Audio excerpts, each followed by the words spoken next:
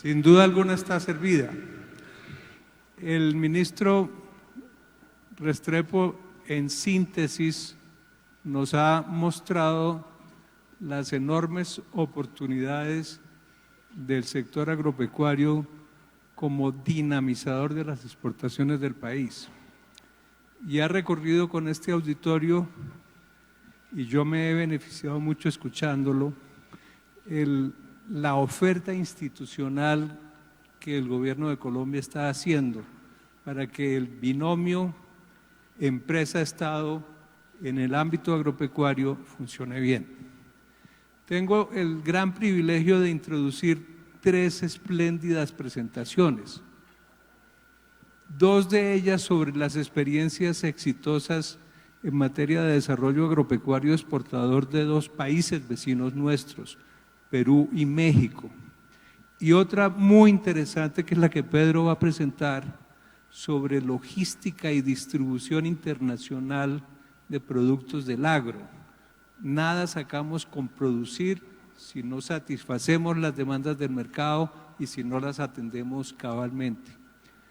A modo de introducción diré un par de cosas macroeconómicas de contexto. Colombia está creciendo relativamente bien. Si Colombia crece este año al 3.3% como lo prevé el Fondo Monetario Internacional o al 3.4% como lo señala el gobierno, será la segunda tasa de crecimiento más alta de la región después de Bolivia, que aparentemente crecerá el 4%. Ese crecimiento que parece consolidarse vista la dinámica ascendente de las cifras, tiene 2 lunares. Uno, un desempleo muy alto, que sigue siendo un factor difícil de entender, porque normalmente uno asocia crecimiento económico con empleo, no me voy a referir a ese tema hoy, y una situación compleja de balanza de pagos. Tenemos un déficit en la cuenta corriente de la balanza de pagos del 4.4%. Eso no es un problema hoy, lo estamos financiando ese déficit con inversión extranjera, pero a largo plazo eso se convierte en insostenible. Y es aquí donde el apoyo, ayuda o aporte del sector agropecuario puede ser muy importante. El comercio exterior del país en materia de productos agropecuarios está básicamente en equilibrio. Crecen más o menos a las mismas tasas las importaciones y las exportaciones. El agro no hace parte del problema de balanza de pagos, pero tampoco contribuye a resolverlo.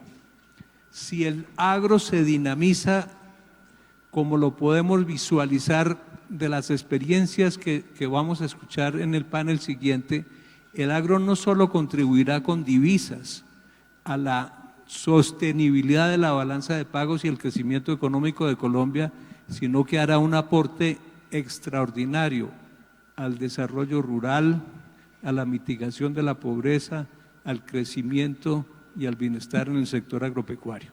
Con esto termino. Ofrezco la palabra a los distinguidos panelistas en el orden que estaba previsto. Creo que el primero es Pedro, si no estoy mal. A ver, yo tengo acá. Adelante, Pedro. Todos tienen 10 minutos. Le he pedido a Catalina que nos dé un poco de margen si eventualmente… ¿Tenemos un pequeño video? Perfecto, adelante, Pedro.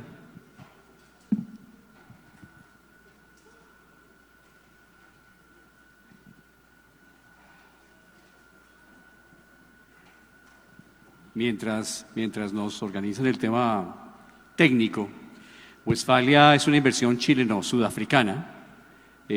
Nosotros llevamos 9 años en Colombia, tenemos en este momento 2 empaques, uno en Sonsón y el otro en Río Negro, los 2 en Antioquia, alrededor de 180 productores vinculados con nosotros, 96% de ellos certificados internacionalmente con normas como Global Gap y normas de ética y social. Y tenemos también un ejercicio de producción propia y la inversión que hemos realizado en Colombia en los últimos años es una inversión considerable. la inversión hoy más importante en aguacate Hass en el departamento de Antioquia. Como se trata de hablar de un caso de éxito, lógicamente voy a decir que comenzamos exportando 10 contenedores en diciembre del 2012, con más o menos $300.000 de valor declarado en exportaciones, y hoy estamos haciendo cerca de 500 contenedores para esta próxima temporada. El aguacate Hass tiene 2 temporadas típicas en Colombia. La temporada principal va desde esta época del año, desde octubre hasta marzo. Es la época ideal porque es donde hay menos concurrencia de otros orígenes en el mercado europeo principalmente, y una cosecha traviesa que va desde el mes de mayo hasta el mes de agosto, donde idealmente deberíamos atender el mercado norteamericano. Estamos en esa pelea, a pesar de que tenemos un protocolo de admisibilidad aprobado. El protocolo nos obliga a tener unas reglas del juego que no son de fácil cumplimiento, pero con el apoyo del ICA especialmente hemos logrado ya hacer unos volúmenes de interés, lo que significa que en el mediano plazo para Colombia su mercado natural sería maravilloso si fuera el mercado de Estados Unidos, que es el principal mercado. Un poquito para hablar de cifras, Estados Unidos importa de México un poco más del 1.000.000 de toneladas. Si eso lo multiplican con un valor FOB de alrededor de 40 a 50 millones de dólares por contenedor, $50.000 por contenedor, estamos hablando de una cifra bastante importante. No sé si tenemos nuestro video de presentación.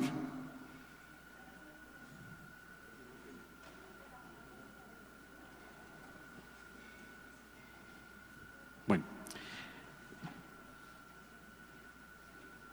¿Hay alguna pregunta, doctor Humberto, o procedo? No, sigue como… Perfecto, listo. Vamos a hacer entonces esto así como un poco al calor, a la brava. Las exportaciones de aguacate Hass en Colombia efectivamente han pasado de $300.000 en el año 2012 a una cifra como industria cercana a los $100 millones. Este año, si todo va bien, Colombia va a exportar alrededor de 2.200 contenedores, y esos 2.200 contenedores son cerca de $100 millones. Total, por esa razón es que está en un momento estratégico, de muchísima atención y siendo el foco de recepción de interés institucional y de interés privado. En los últimos 12 meses, el país ha vendido cerca de 18.000 hectáreas para nuevas siembras de aguacate Hass. Hoy tenemos alrededor de 20.000 hectáreas en siembra y en proceso de siembra, y se adicionarán unas 15.000 a 18.000 hectáreas en los próximos 2 a 3 años, lo que significa que Colombia pasará a ser un jugador relevante con unas 30.000 a 35.000 hectáreas. Debilidades de esas cifras. Si asumimos que cada 3 hectáreas generamos un contenedor de exportación, siendo ácidos, no siendo muy optimistas, estaríamos hablando que el país pasará de los 2.000 o 2.000 y tantos contenedores anuales a una cifra cercana a los 10.000 contenedores en 4 o 5 años. Y el país no está preparado logísticamente para poder atender la necesidad de exportar esos contenedores. Las mayores debilidades hoy son de orden logístico. No tenemos red de frío. Entiendo que hay un déficit de camiones y de trailers en el país severa. Las cifras son distintas, depende del interlocutor. Entre 15.000 y 25.000 trailers de déficit en el país, lo que se ve reflejado en la dificultad que vamos a tener los exportadores de poder colocar la fruta en los puertos. Esto sumado al hecho de que no hay red de frío, no hay suficiente disponibilidad de contenedores refrigerados para poder llevar la fruta de las plantas de empaque a los lugares de cargue en los diferentes puertos. Sin entrar a hablar de las debilidades que pueden presentarse en los servicios conexos a la exportación en puerto. Me refiero a las citas, me refiero a las inspecciones de antinarcóticos que son físicas, me refiero a los trámites que estaba hablando el ministro de Comercio Exterior. Debo hacer un pequeño paréntesis. En este momento, por iniciativa del Viceministerio de Comercio Exterior, estamos haciendo una mesa de facilitación del comercio en donde se está llevando todas estas dificultades y debilidades y temores que tenemos a una instancia superior para que nos ayuden a resolver los riesgos que presenta hoy probablemente la inversión frutícola más importante, que es en aguacate Hass. Quiero terminar para dar la palabra a mis compañeros, en vista de que no pudimos resolver el tema de la parte técnica, diciendo que la mayor participación hoy no solamente es de Colombia, sino tenemos una muy significativa presencia de inversionistas peruanos, chilenos y mexicanos. Es muy probable que una porción muy grande de estas nuevas 15.000 a 18.000 hectáreas que se van a sembrar en los próximos meses sea de estas inversiones. En términos de empleo, para terminar, debo decir que hoy la industria genera alrededor de un empleo cada 2,5 hectáreas, de forma tal que hoy estamos alrededor de 25 a 30.000 empleos directos, y la expectativa de generación de empleo formal, con contrato, con prestaciones, rural, es de más de 50.000 empleos en los próximos 2 años. Pedro, gracias. Voy a cederle la palabra a Luis Fernando para que haga, pues tenemos dificultades con las presentaciones. Entonces quizás ustedes hacen, Luis Fernando, un resumen de la presentación, y cuando se restablezcan las presentaciones podrán hacer ciertos énfasis, porque evidentemente las presentaciones son muy enriquecedoras y a ustedes, a mí y al auditorio nos frustra que no se encuentren disponibles. Démosles un margen, haz una suerte de introducción. Perfecto. Y luego volvemos en una segunda ronda. Antes que nada, agradecer a Jorge Bedoya, presidente ejecutivo aquí de SAC, no solamente por la organización, por la invitación, felicitarlos por la organización de este excelente congreso. La verdad que ha sido muy interesante y muy enriquecedor la temática que se ha abordado durante todo este día y seguramente durante el día de mañana. Y bueno, el tema yo vengo del Consejo Nacional Agropecuario, que es el organismo hermano del SAC en México. Comentarles en el tema de México el caso de éxito que hemos tenido por la cuestión de la exportación de los productos agroalimentarios mexicanos. ¿Qué es lo que ha venido pasando? ¿Qué es el sector agroalimentario en México? ¿Qué representa? Representa el 8.3% del PIB de la economía.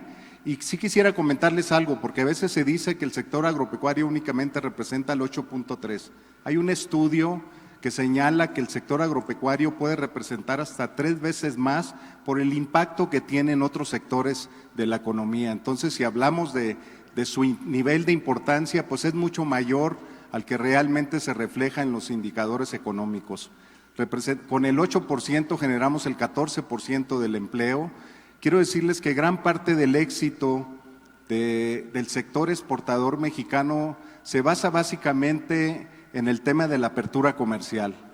En 1986 México se integró al GATT, es un tema de preferencias arancelarias, pero a partir de 1994, con el Tratado de Libre Comercio de América del Norte, en el sector agroalimentario exportábamos alrededor de $4,000 millones.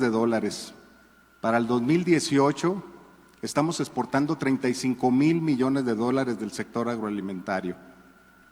México ocupa el 8º lugar de los países más abiertos del mundo. Un tema de preocupación que venía en la presentación y bueno, pues me remito a dar un bosquejo general de la propia presentación. Básicamente ocupa el 11º lugar, como les comentaba, de los tratados de libre comercio, pero un tema de preocupación es que el 78% de las exportaciones agroalimentarias las hacemos hacia Estados Unidos. Y podríamos decir, bueno, qué bueno, no. Estados Unidos, el 78% de las exportaciones que realiza el mundo lo hace a 18 países. Es importante el tema de la diversificación y creo que uno de los mensajes que nos queda claro para que en este foro, en este congreso, que es importante el tema de la apertura comercial, pero nosotros tenemos 13 tratados de libre comercio con 53 países, pero si tenemos concentrada la exportación básicamente en un solo mercado, pues ¿de qué nos sirve el tema de tener tantos tratados de libre comercio? Lo comentaba bien el ministro de Comercio, hay que pensar en la diversificación de los mercados. Hay unas grandes oportunidades en mercados asiáticos. México tiene tratados con el Tratado de Libre Comercio con Europa, tenemos tratados de libre comercio en la Alianza Pacífico, donde estamos prácticamente ahí, Colombia, México, Chile, Perú. Debemos de aprovechar esas oportunidades. ¿Qué se nos presenta? Se nos presenta un gran reto. Las exportaciones agroalimentarias de México han estado concentradas en muy pocos productos. Número uno, el aguacate, líder en la producción y exportación mundial de aguacate. El tema de la cerveza, que todo el mundo la consumimos, entonces somos líderes en la exportación de cerveza, de tequila, de jitomate, de algunos otros productos. En productos cárnicos, la carne de res también es un producto importante. Tenemos grandes retos a nivel internacional y dentro de esos grandes retos estamos pasando nosotros por un cambio de un nuevo gobierno. Y no hablaría de un nuevo gobierno nada más, sino de un nuevo modelo y de un nuevo régimen. Esto nos ha generado una serie de políticas públicas que aquí se han señalado desde la mañana, la necesidad de contar con políticas públicas que tengan una visión que vaya más allá de las administraciones de gobierno. Es muy importante para nosotros. Para este 2020, la propuesta que tiene el gobierno para el sector agroalimentario, quiero decirles que el sector agroalimentario es el único sector de la economía que hoy en día es el único que está creciendo. El 4.2% al mes de agosto del 2019, cuando la economía creció 0 y cuando los sectores secundarios y terciarios básicamente están creciendo al 0.6%. Entonces es el único sector de la economía que está creciendo y no entendemos de alguna manera por qué en una política pública se propone una propuesta de una reducción al presupuesto de la Secretaría de Agricultura o el equivalente al ministro de Agricultura de menos el 30% de lo que se tiene este año. Una política pública en donde se eliminan las representaciones comerciales de México en el mundo. Y ahorita nos hacía el ministro de Comercio la importancia de tener una estrategia comercial, de tener una estrategia, de tener una visión y decir, estos son los mercados que queremos conquistar. ¿Qué es lo que estamos haciendo como sector privado? Estamos asumiendo esas responsabilidades. Entonces, como manera de resumen, tenemos grandes retos, tenemos grandes oportunidades. Creo que México ha sido un caso de éxito que deberíamos de aprovechar. Hay una frase que a mí me gusta mucho: México exporta más de 160 países y se dice, bueno, que las personas somos lo que comemos, y una frase que manejamos nosotros, que el mundo cada vez es más mexicano porque cada vez está en más mesas de los platillos del mundo. Queremos que Colombia también sea un tema de que esté más en las mesas del mundo en el sector agroalimentario. Aquí concluyo, tenía una presentación, no sé si más adelante habrá oportunidad de presentarla. Yo espero que sí. Entonces quisiera pedirle a Alfredo una presentación rápida, luego si están de acuerdo y el ministro conforme, les haré, como yo conozco las presentaciones, una pregunta a cada uno y entre tanto estaremos pendientes de que tengamos la disponibilidad tecnológica de las presentaciones. Entonces, Alfredo, una visión general de tu presentación y luego haremos unas preguntas. Por supuesto, le ofreceré la palabra en primer lugar al ministro para algún comentario que quiera hacer. Alfredo. Muchas gracias. Gracias, Jorge, por la invitación también. Yo venía a hablar del régimen agrario, que es una ¿Tienes presentación? Sí. Habemos presentación. Es la única que está. Mire cómo progresa el Perú, dése cuenta, ¿no? Hice mi tarea. A ver si la podemos avanzar. Bueno, ahí está un poco la agenda de lo que queríamos conversar. El régimen agrario ha sido una herramienta, una política de Estado que ya tiene 18 años en el Perú desde el año 2001. En el gobierno del doctor Toledo se quiso complementar el tema de la incentivo de las exportaciones, de las agroexportaciones en el Perú, y en el gobierno del presidente Fujimori se hicieron varias nuevas irrigaciones en los desiertos del Perú, traspasando aguas de los Andes o del Amazonas hacia las costas peruanas. La primera fue Chavimochic, que hoy día cuenta con cerca de 150.000 hectáreas, las últimas 50.000 en proceso, y luego se complementó con el régimen agrario que tomó como como base que el sector tiene sus diferencias en la contratación de personal, es un tema laboral y es un tema tributario para incentivar las agroexportaciones y las inversiones, y se diferenciaron, ¿no? Nosotros, por ejemplo, manejamos en Agrícola Cerro Prieto 1.600 hectáreas de aguacates, de paltas, y tenemos una temporada de poda de los árboles terminando las campañas, que son alrededor de un mes y medio. En este periodo necesitamos, por decir algo, 800 personas trabajando durante un periodo de 40 días o 45 días.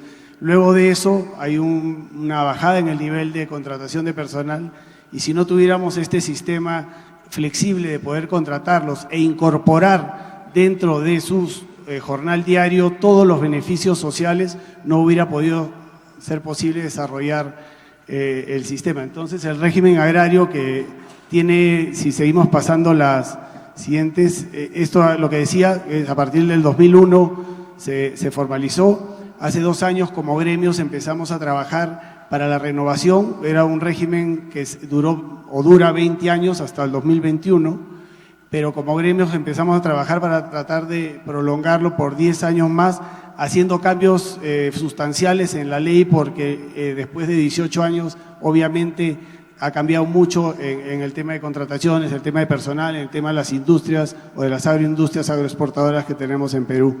Esto es un poco las diferencias, ustedes seguro van a recibir después la presentación, pero lo que se ha aprobado en el Congreso, que ya no tenemos, hace unos días fue cerrado nuestro Congreso, pero previo al cierre del Congreso se aprobó esta ampliación del 2021 al 2031, y las diferencias básicas están ahí en la presentación. Las vacaciones eran 15 días al año, o se reconocían como 15 días al año, ahora son 30 días. La indemnización por un despido arbitrario está ya nivelándose al régimen general.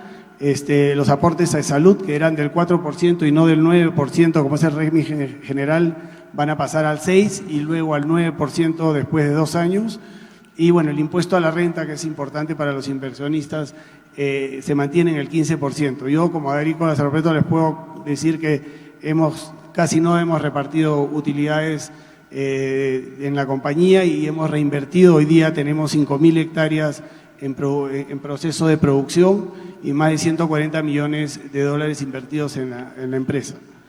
La siguiente lámina. Esto es un poco siguiente, por favor.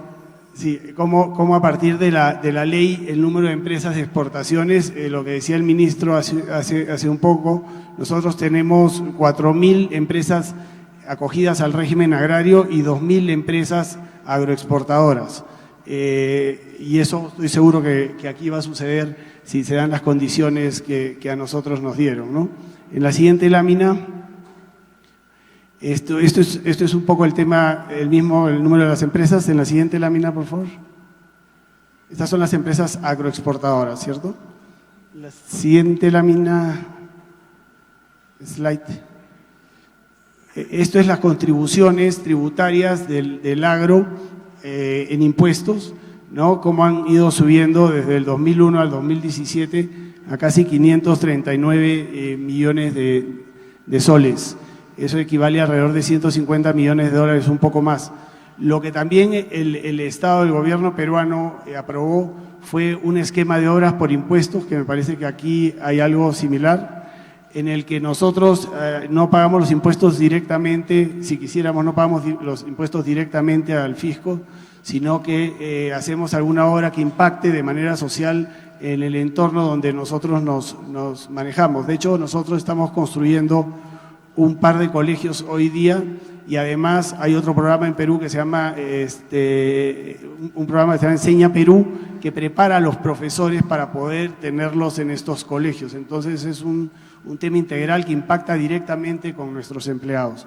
En la lámina siguiente, en esta, hay 4 cultivos, estrellas en el Perú. El espárrago es lo que yo considero que va a ser el aguacate en Colombia para el futuro. Es como comenzó la agroindustria en el Perú, y como ven ahí, ya se estabilizó en cuanto a volúmenes y facturación. Sin embargo, el aguacate sigue subiendo, esto es hasta el 2018, ¿no?, en sus volúmenes y en los precios. Es un fenómeno que es difícil de explicar. Este año hemos tenido un bajón en la producción, cerca de 300.000 toneladas. Sin embargo, los precios han estado mayores, la exportación va a estar alrededor de los mismos 700 millones de dólares. Las uvas es un negocio difícil para nosotros porque va contra estación, no hay el frío suficiente, nos chocamos un poco con nuestros vecinos del sur de Chile, pero los arándanos es un caso de éxito impresionante por lo que se nota ahí, ¿no? En el 2013 exportamos 17 millones de dólares, en el 2018 casi 550 millones de dólares, y este año debe estar bordeando los 700 millones de dólares de exportaciones de los arándanos. La siguiente, por favor. Esto es el ranking de Perú como exportador por cultivo, ¿no? En espárragos, en bananos orgánicos estamos en número 1, en paltas, alcachofas, mangos y arándanos en número 2. Próximo año en arándanos vamos a ser el número 1 y en uva, mandarina, cebolla nos vamos a mantener en esas posiciones, ¿no? Esto es lo que se ha ido logrando por este régimen agrario. La siguiente, por favor. El impacto en el empleo. Por cada 20, nosotros tenemos calculado que por cada 20 personas empleadas directamente, hay como 50 personas que indirectamente se benefician de la actividad a la cual estamos dedicados. La siguiente, por favor. Bueno, el número de trabajo, esto es el número de trabajadores y las remuneraciones encima de los promedios del régimen general, ¿no? El régimen agrícola incluye hay una serie de gratificaciones y costos laborales que ya están incluidas en el día a día del jornal que gana el empleado. Entonces, ahora estamos alrededor de los 1.400 soles más o menos, que es alrededor de $400 lo que gana. Lo que pasa y también es que en las regiones más desarrolladas en agroindustria, como es Ica, Piura, La Libertad, ya el sueldo mínimo no funciona, ¿no? Porque los trabajadores acceden a trabajar por destajo, le decimos nosotros, por rendimiento, y hay trabajadores que llevan a ganar $1.400 al mes, dependiendo de la actividad que hacen. La siguiente, por favor. Lo que han tocado acá también y que es muy importante es la inclusión de la mujer rural en el trabajo, ¿no? Ahí están las cifras o los porcentajes que había en el 2004 con respecto a los del 2015. Yo les puedo decir que en Agrícola Cerro Prieto es el 49% de los obreros y hoy día tenemos 5.000 personas en el campo, las que son mujeres y están incluidas con todos los beneficios y al mismo jornal que cualquier hombre que también trabaja en la compañía, ¿no? La siguiente. Bueno, los índices de pobreza, es como estaban en el 2004 y esas son las regiones que yo les había mencionado, Ica, Lambayeque, La Libertad, Piura, y cómo ha reducido los índices de pobreza donde hemos tenido los desarrollos mayores de la agroindustria. La siguiente, por favor.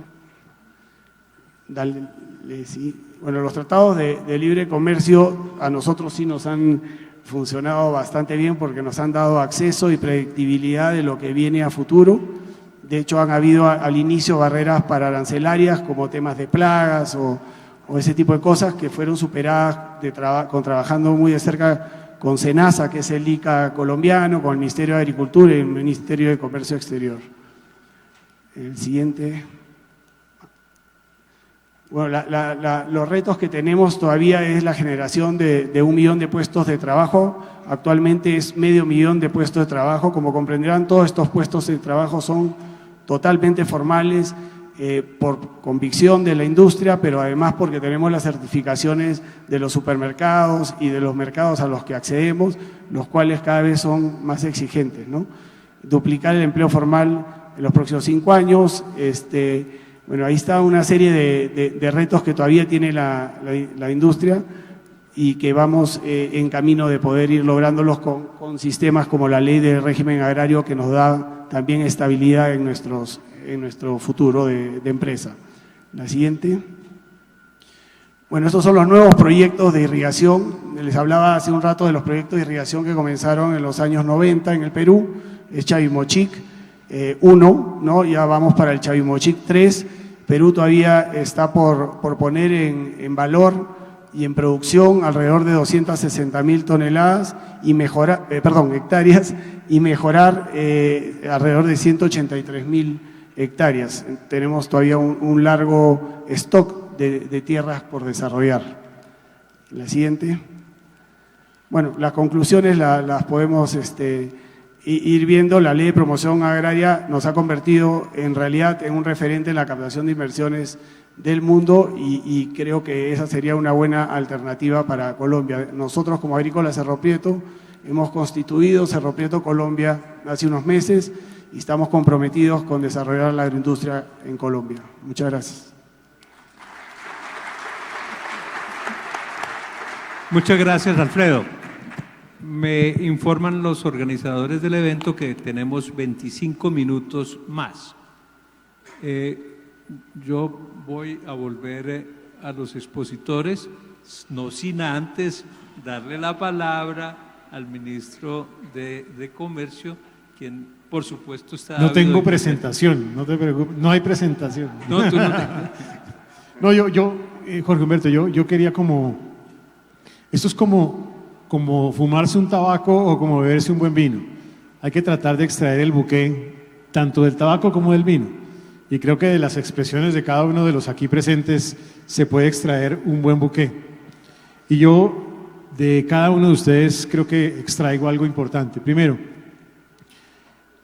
ese mensaje tal vez de Pedro en el sentido de preparar el escenario que viene. Porque está bien hacer el esfuerzo de crecimiento, pero hay que ir preparando y anticipándose a ese escenario que viene a continuación. Me parece que ahí el ejercicio que tengamos que construir conjuntamente con Agro, con ustedes, con nosotros, es un ejercicio que requiere una planificación muy adecuada, que se relaciona con lo logístico también. Por eso celebro el esfuerzo que vienen haciendo con la Mesa de Facilitación de Comercio, porque también de eso se trata. Yo lo llamo la revolución de las pequeñas cosas. En pequeñas cosas se puede lograr avanzar en temas de facilitación de comercio. Pero no quiero dejar a un lado la importancia del ejercicio planificado en lo que viene adelante. Pedro también y Alfredo hacen referencia a toda una política de incentivos. Yo creo que aquí reivindica que deben existir mecanismos a través de los cuales se incentive el desarrollo de sectores empresariales. Yo en ese sentido quiero volver sobre la importancia de lo que ha sido la propuesta de ley de financiamiento, una propuesta que realmente tiene la intención de generar una dinámica de atracción de inversión, permitiendo una reducción en el impuesto de renta entre 10 y 15 puntos porcentuales, facilitando incentivos en sectores como industrias creativas, pero también en agroindustria. De hecho, contempla el cero en renta para nuevos emprendimientos por 10 años. La posibilidad de atraer mega inversiones, que entre otras además yo conozco una o dos compañías del sector de agroindustria pendientes para poder hacer una inversión aprovechando ese artículo de mega inversiones. Lo que anunció hoy el presidente de la República, la creación de la Zona Económica Especial y Social para los departamentos del norte de Santander, Arauca, Guajira, en donde hay la posibilidad del beneficio en renta del cero por primeros 5 años y la mitad del impuesto de renta en los siguientes 5 años, para incluso sectores de agroindustria. Creo que a partir de allí, y seguramente con otros mecanismos, nosotros podemos encontrar oportunidades de generación de incentivos. Yo destaco también la propuesta de Luis Fernando de hacer un gran esfuerzo de diversificación de la oferta. Yo creo que para lograr esa diversificación, en nuestro caso particular, porque lo voy a decir de una manera coloquial, para muchos productores es más cómodo quedarse en el mercado nacional. Y en el caso colombiano el mercado es grande, lo cual facilita el interés de quedarse a nivel nacional. Y lo pongo simplemente con un ejemplo. Cámara de Comercio, Confecámaras, hace un estudio en Colombia. Prioridades para el sector empresarial. Última prioridad, exportar. Y no estoy diciendo nada distinto a la realidad. Creo que hay que motivar desde la región para tratar de encontrar cuál es la potencialidad y desde la caja negra de ese empresario para realmente animarlo a tener vocación exportadora. Creo que también tú pones de presente, y Alfredo también, lo que es construcción de políticas de Estado y no de gobierno. Yo creo que esta estrategia no puede terminar con un gobierno. Esta estrategia tiene que construir desde lo anterior, seguir construyendo y seguir para adelante. Porque si no se logra de esa manera, tú lo decías, 2003, 2019, son casi 16 años construyendo rigurosamente una política de largo plazo para lograr realmente aprovechar esto. Y finalmente, y no menos importante, me parece que ustedes todos, especialmente Alfredo, pone de presente el impacto de esto en empleo, en bienestar y en equidad. Yo personalmente creo que en esto vale la pena volver incluso a lo que fue la misión del sector agrario que dirigió José Antonio Campo, en donde uno de los objetivos era el tema de cómo lograr integrar ese trabajador rural, esa zona rural, con los mercados o los beneficios de los mercados internacionales y también vincularlo para que el trabajador entienda que estos esfuerzos de exportación tienen un impacto en su propio bienestar. Muy bien, ministro, muchas gracias. Catalina, quiero preguntarte si podemos, y es adecuado tener un conversatorio abierto, si hay facilidades de micrófonos para esos efectos o no. Bueno, mientras me lo respondes, yo debo devolver entonces a Pedro la palabra, le voy a hacer una insinuación y por supuesto él puede utilizar su presentación si a bien lo tiene, y haré con los otros dos expositores algo semejante. Creo muy relevante que hables de logística. Tu presentación tiene mucho de logística, mucho de atender los mercados con distintos tipos de productos, con materias primas del campo transformadas en unos casos, en otros casos productos frescos. Es decir, es una operación de enorme complejidad, todo en torno al aguacate Hass. Tu presentación tiene mucho de eso y me gustaría sugerirte que despliegues algo sobre esa temática, pero tienes unos 5 o 7 minutos para exponer y tu presentación está disponible. Bien, yo quería presentarles un video de 2 minutos que no sé si esté disponible para abrebocas del tema de Hass, porque estamos hablando de la niña ahorita más bonita de la fiesta y no le hemos dado ocasión de lucirse. Así que, listo, perfecto. Esa es la presentación. ¿El video estará por ahí? No he tenido ninguna suerte. Bueno, mientras tanto, ¿y me dejan a mí manejarla o tengo que estar...? Eso. Bueno, entonces voy a hacer la presentación y no me voy a demorar, son 15 diapositivas, espero rápido.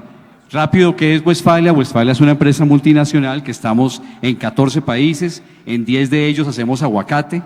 Toda América Latina sembradora de aguacate estamos ahí, estamos en África, especialmente en Sudáfrica, en Mozambique, en Tanzania y en Zimbabue. Tenemos ahorita una inversión también de 200 hectáreas en Portugal, porque el tema de estar al lado de los mercados, don Humberto, es esencial, relacionado con el tema logístico.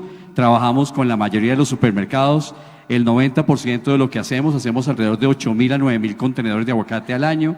Tenemos el 34% del mercado europeo. Trabajamos directamente con los supermercados, lo que nos obliga a tener una ética comercial notable, que es el tema de las certificaciones. Un tema de reflexión en Colombia enorme.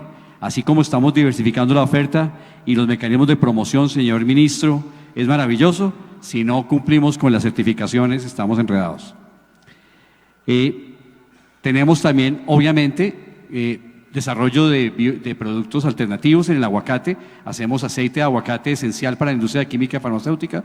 Hacemos aceites competidores de aceite de oliva de primera presión para consumo directo. Hacemos pulpa de aguacate y hacemos guacamole. Y esto se exporta desde Sudáfrica a Europa. Este es un poco el contexto de por qué el aguacate se ha vuelto tan interesante. Vean los crecimientos de los países productivos. Allá figura los Países Bajos por la reexportación, o sea, en toda la estadística internacional, los holandeses, que son los magos de la reexportación, pues figuran ahí con un enorme crecimiento. Miren a México, está ya llegando a las 1.200.000 toneladas, con un mercado a 2 días y medio o 3. Cuya situación le facilita mucho sus mecanismos de atención de poscosecha. Nosotros sí estamos obligados a tener una situación de manejo de poscosecha muy importante. ¿Cómo están los mercados? Miren las importaciones.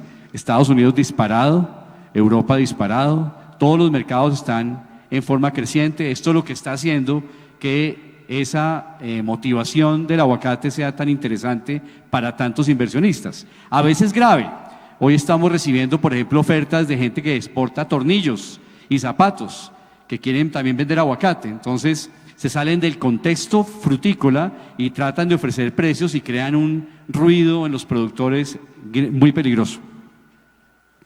La proyección de consumo en Europa es una proyección creciente.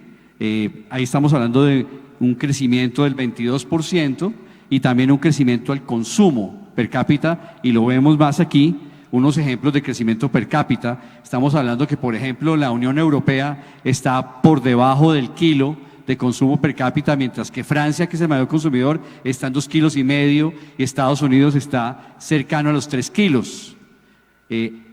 Eso da a entender que la posibilidad de crecimiento es enorme. Es decir, si pasamos un país de comer 200 o 300 gramos a que se coma 1 kilo, que son 3 o 4 aguacates as, estamos hablando de un volumen de área de crecimiento de producción muy notable. ¿Qué le pasa a Estados Unidos? Miren, en Estados Unidos lo que sucede. Las zonas de mayor crecimiento, primero hay un crecimiento ahí de 13%, con un consumo per cápita de 3,4 kilos, y este es el comportamiento de las distintas zonas, siendo California, lógicamente, que es, creo, mi querido colega, el segundo mercado más importante después de México. La segunda ciudad más importante de México, segunda es Los Ángeles, probablemente después de Ciudad de México, y ahí se ven también las oportunidades que hay en el centro norte de Estados Unidos de crecer de 2 kilos a 3 kilos. O sea, la posibilidad todavía de crecimiento en volumen en el mercado más importante es notable. ¿Cómo ha sido Colombia? Miren a Colombia cómo ha estado de bien. Por esa razón es que nos están parando bolas. Si no fuera eso, pues obviamente seríamos una cenicienta. Pero hoy el aguacate Hass está respondiendo tanto al manejo de política pública, debo decir, pero también a un gran esfuerzo de sus inversionistas privados. Estamos pensando que vamos a hacer cerca de 120 millones de dólares el próximo año con cerca de 3,000 contenedores. Voy a hacer una observación también, no sé si está todavía aquí Solano de Azocolflores, pero este año, a principios de año, el país exportó 600 contenedores de flores por mar. Entonces, no solamente hay la restricción de disponibilidad de equipos para frutas, sino que ahora entra un ingrediente adicional que es la exportación de flor por marítimo, lo que va a ser un competidor enorme y lo que va a implicar que tengamos una menor posibilidad de uso del poco equipo disponible que existe. ¿En dónde se está produciendo todo este desarrollo productivo? Aquí están ustedes viendo los departamentos. Antioquia, fundamentalmente el eje cafetero central. Ustedes conocen perfectamente la cantidad de motivación de inversión que hay ahorita en Risaralda, Quintío, el norte del valle. Antioquia menos porque las tierras tienden a ser un poquito más costosas, pero ese es el comportamiento hoy del crecimiento de corto plazo del sector. ¿Cómo sembramos? Sembramos muy distinto a Perú, muy distinto a México, muy distinto a otros países. Nuestra topografía es compleja, no hacemos distritos de riego, no hacemos riego. Todo el 99% del área sembrada en Colombia es secano. Así que los desafíos del sector son enormes. Hablemos de los desafíos. Ustedes pueden cambiar el título y ponerle mango, ponerle limón, y esos son parte de los desafíos. Uno muy importante es el fortalecimiento de nuestra entidad de protección sanitaria. UNICA fortalecido es esencial, es un aliado indispensable del crecimiento del sector, como lo es la SAC en Chile o la SENASA en Perú o la SAGARPA en México. Es esencial que tengamos UNICA fuerte, y hoy el ICA no es fuerte, porque lo viven castigando sus presupuestos en forma notable, así que es un elemento de mayor importancia. No voy a leer la lista, pero no sé si va a haber memorias, Jorge, pero ustedes podrán mirar.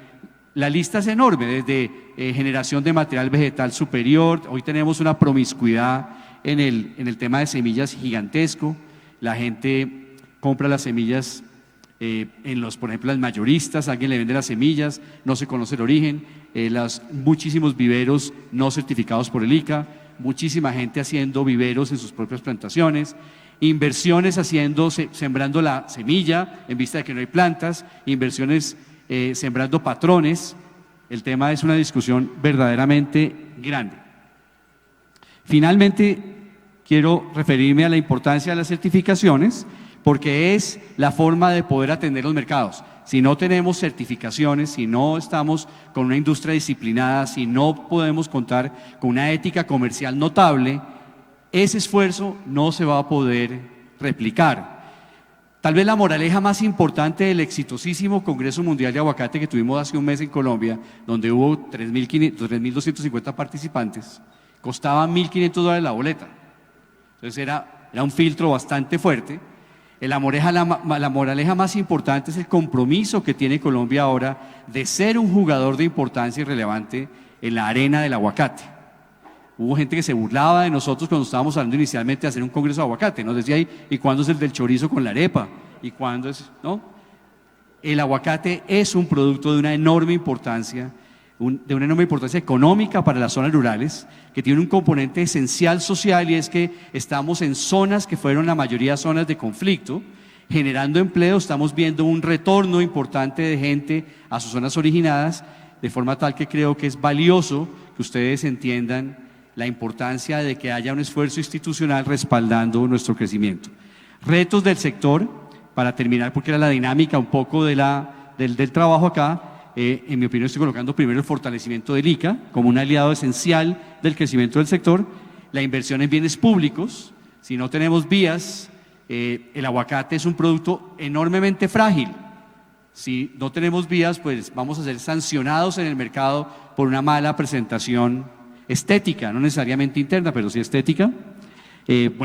Unas políticas de crédito, una flexibilización laboral, como presentaba Alfredo ahorita en el caso peruano. Ver qué hizo Perú desde el año 2003 con su reforma agraria, ¿cómo se llamaba eso? Ley agraria, es un ejemplo práctico y concreto de cosas que podamos replicar en Colombia. Yo molesto algunas veces, que obviamente tiene muy pocos amigos ese comentario, de generar otra vez el CERT, que nosotros lo desmontamos, señor ministro, hace muchos años, pero que hay países que tienen el drawback. Ahora, no necesariamente el 6% como lo hubo en los 80s y los 90s, pero sí podríamos pensar en un 3%, cambiando en la medida que el exportador va reduciendo sus exportaciones o su volumen exportado. Pero es importante que existan estímulos directos, aunque puedan ser eventualmente antitécnicos, para que puedan tener mayor interés los inversionistas, tanto locales como internacionales. Bueno, gracias.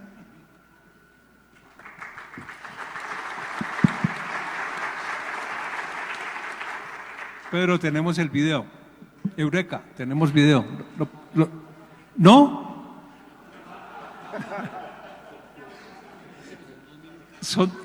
Eran 2 minutos. Luis Fernando, te quiero provocar con esto.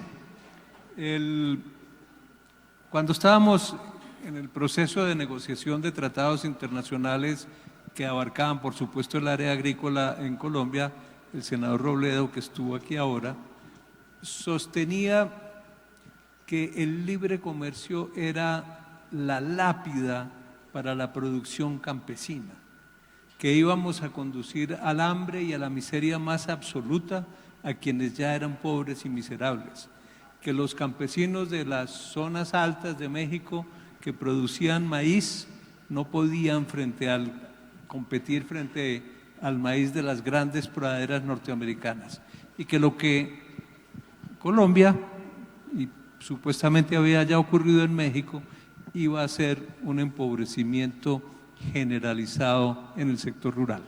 ¿Es eso verdad? La realidad es que, contesto la pregunta y me voy a la presentación después, pero la realidad es que sí pensamos, cuando estábamos en la negociación del Tratado de Libre Comercio, que Estados Unidos iba a avasallar, iba a acabar con el sector agrícola nacional.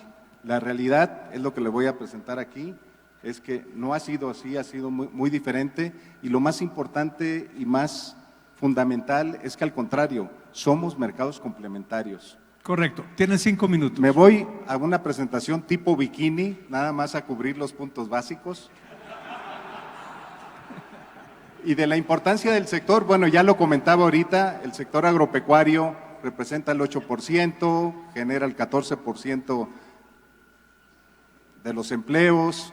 Somos el 11º productor a nivel mundial y el 10º exportador a nivel mundial. Ya desbancamos a Argentina en el 2018.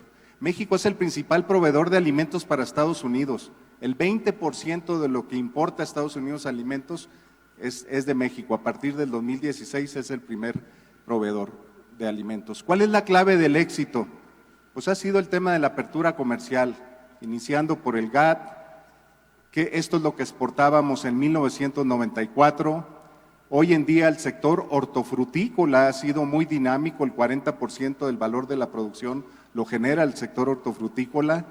Esta es la apertura comercial agresiva que tuvo México y que ha tenido México a nivel mundial, una red de tratados en donde pues tenemos más del 60% del PIB mundial y más del 20% de la producción. Generamos más divisas en México, el sector agroalimentario, que las exportaciones petroleras, que el turismo y que las propias remesas. Entre lo que exportamos e importamos, estamos hablando de un comercio total de 63,000 millones de dólares, donde México exporta 35,000 millones, y a partir del 2015 tenemos un superávit en la balanza comercial agroalimentaria que hoy en día ya llega a más de 7,000 millones de dólares. Este es el top 10 de las exportaciones, ya lo comentaba ahorita también qué es lo que más exportamos, cerveza, aguacate es el líder también en el sector agrícola. México en el 94 exportaba a más de 110 países, hoy exportamos a más de 160 países, o sea, lo que me preguntabas, Jorge, es realmente, pues ha sido un éxito el tema de la apertura comercial. Pensar que esto iba a ser un desastre es totalmente contrario.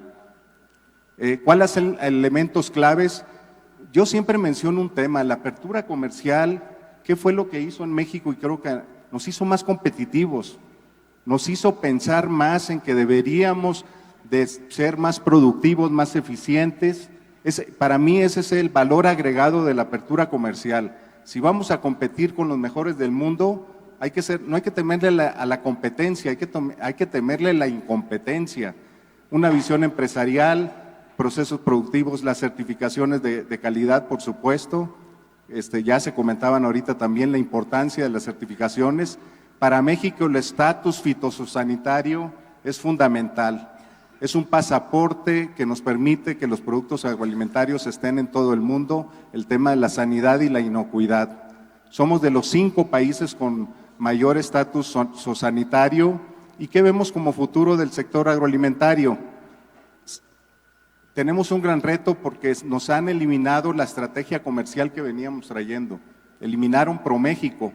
Ustedes como Colombia están hablando de Colombia Exporta, de una estrategia de ProColombia que también lo tienen. En México ya no existe. Desaparecieron los apoyos para la promoción comercial. ¿Por qué? ¿Perdón? ¿Por qué? Entró un nuevo gobierno con una nueva… No, sí, pero ¿cuál es el modelo de ese nuevo gobierno? ¿Está volcado sobre el nuevo modelo? Está volcado volcado en los pequeños productores, que curiosamente ellos también deberíamos de insertarlos en un modelo de productividad y de competitividad y de exportación. Entonces, al final del día, esta encomienda o esta labor que hacíamos conjuntamente con el gobierno, hoy en día la estamos haciendo el sector privado. No nos podemos quedar estáticos, tenemos que seguir adelante, tenemos que seguir con este dinamismo. Tenemos las perspectivas, esperamos para este 2019 tener 38,000 millones de dólares de exportaciones, abatir el récord de la captación de divisas y el aumento del superávit. Ahora nos dicen que las embajadas van a ser los promotores del comercio de México. Las embajadas tienen una función diplomática y no tienen la especialidad. Estamos trabajando con las embajadas. ¿Dónde vemos mayores oportunidades? En estos mercados principalmente.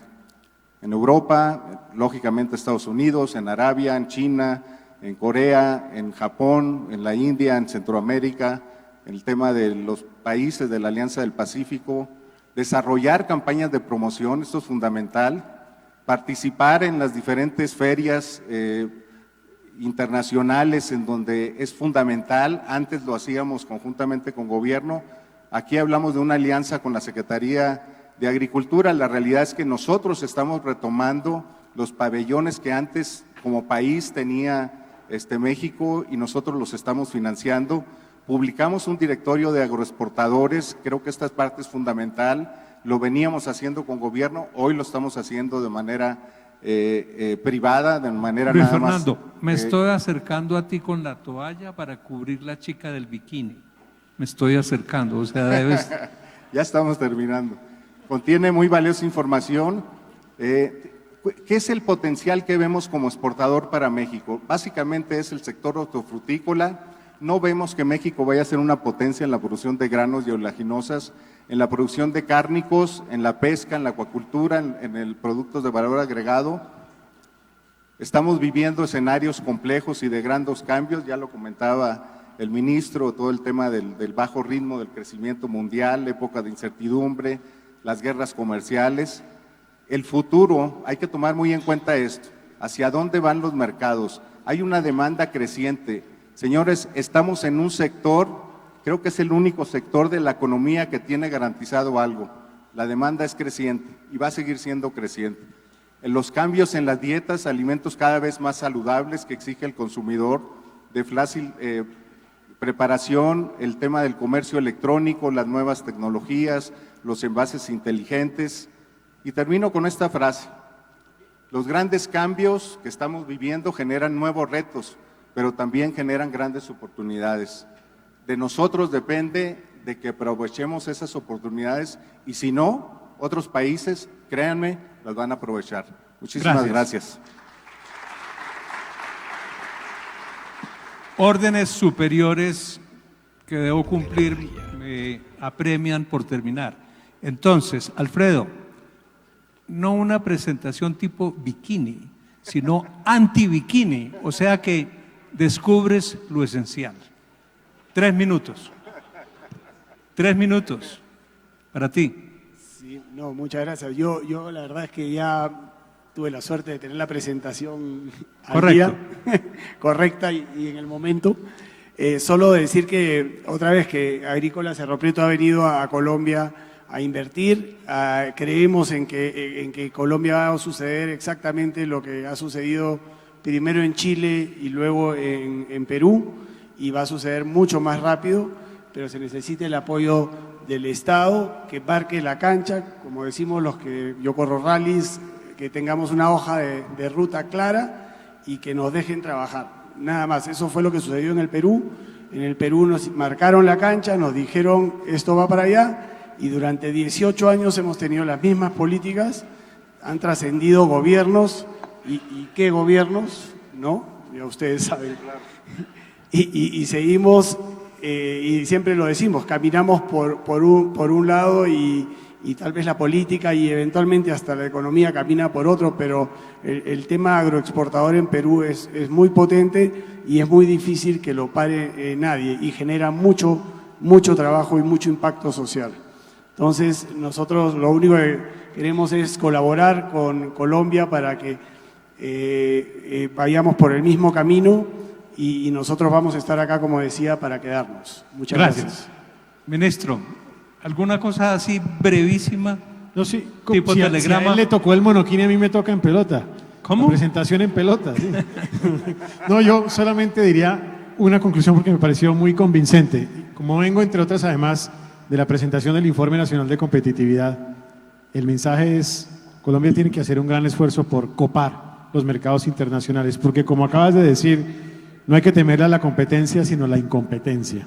Y el camino, el único camino es, para ser más competitivos y para ser más productivos, es teniendo vocación al resto del mundo, vocación internacional. Yo creo que ese es el reto que tenemos en este sector, y ese es el verdadero camino para ser más competitivos hoy en nuestro país.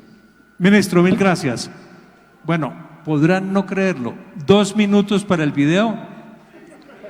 Los tenemos. Adelante con el video. 1, 2, 3. A ver.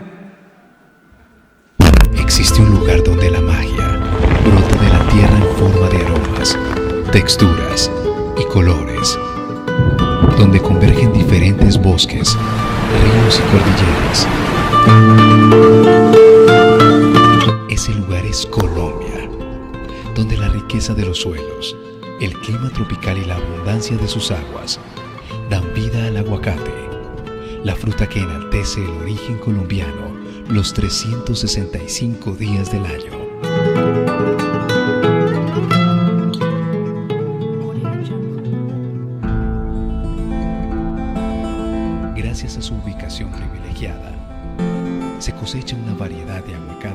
crece entre bosques y montañas, convirtiendo a Colombia en el mayor proveedor tropical para el mundo.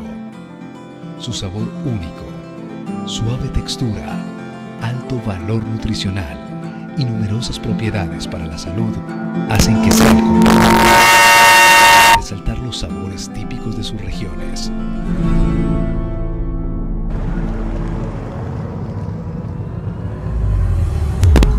Cada mañana, la tecnología y el talento innovador de su gente confluyen en las montañas del país para llevar el aguacate colombiano a todos los rincones del planeta.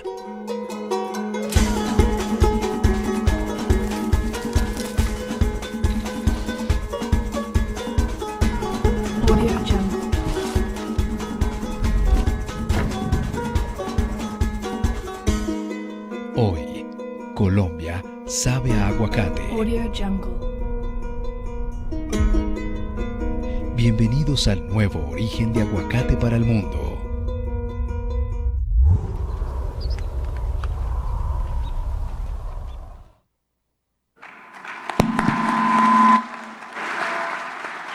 Muchas gracias a los panelistas, al ministro, a ustedes por la compañía.